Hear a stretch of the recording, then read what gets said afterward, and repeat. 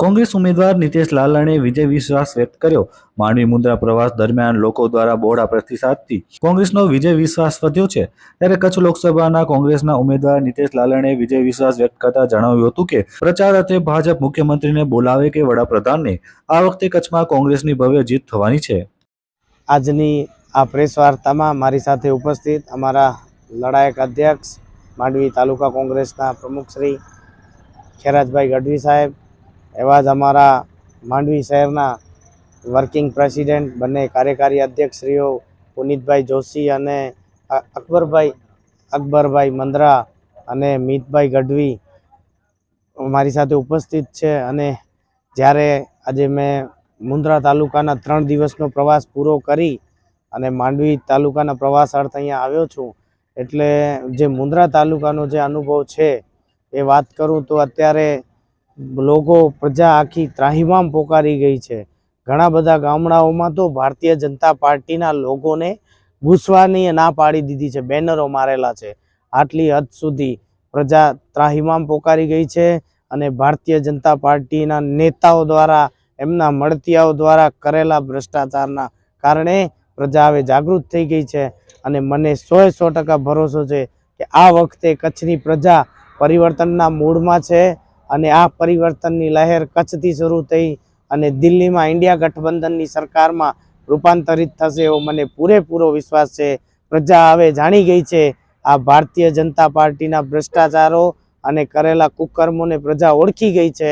એટલે આ વખતે કચ્છની જનતા જનાર્દન એમને પૂરી તરહથી જકારો આપશે, એનામાં કોઈ શંકાને સ્થાન નથી. અને મને તો ગામે ગામ લોકોએ ખૂબ ઉત્સાહથી સ્વાગત કર્યું, ખૂબ ગર્મજોશીથી, અને પોતાની વ્યથા બી ઠલાવી. અને કોંગ્રેસ પક્ષ હંમેશા તમામ વર્ગ જાતિના લોકોનો પક્ષ રહ્યો છે. ક્યારેય પણ ધર્મના નામે મત નથી માંગતો કે ધર્મની રાજનીતિ નથી કરતો. કોંગ્રેસ પક્ષનો એક જ ઉદ્દેશ્ય છે, સર્વોદય, બધાનું ભલું થાય અને લોકોને સુખાકારી માટે, લોકોના વિકાસ માટે જે કાર્ય કરવાનો એ કોંગ્રેસ પક્ષની ભૂતકાળમાં સરકારે કરી છે. અને આવનાર સમયમાં પણ જો કચ્છ અને ભારતની જનતા કોંગ્રેસ પક્ષને મોકો આપશે તો 100% પાછો જે દિવસો, સારા દિવસો હતા એ આ તો અચ્છે દિવસોના વાતો કરી, અચ્છે દિનની વાતો કરી, મોટી મોટી ભ્રામક પ્રચાર કરી લોકોને છેતર્યા. હવે લોકો જાગૃત થઈ ગયા છે અને લોકોએ પણ મને વિશ્વાસ આપ્યો છે કે આ વખતે અમે એમને જકારો આપી અને આ ભારતીય જનતા પાર્ટીનું પતન કચ્છથી શરૂ થઈ અને દિલ્હીમાં એમનું પતન કરી અને કોંગ્રેસ પક્ષની સરકાર પ્રસ્થાપિત કરશું એવો લોકોએ પણ મને વિશ્વાસ આપ્યો છે.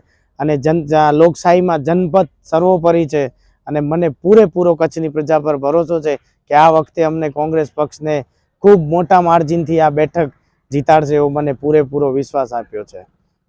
આ લોકો તો લોકશાહીને માને જ ક્યાં છે. આ લોકો તો પોતાને સરમુખથી સ્યાહી, અને અમને ડર કેટલો છે તમે જુઓ. જે ગામોમાં અમને ઘૂસવા ન મળે એ કે અમને આટલી લીડ મળશે, કેમ શક્ય છે? આ અમનો ડર પોકારી ગયા છે અને ડર ભાડી ગયા છે.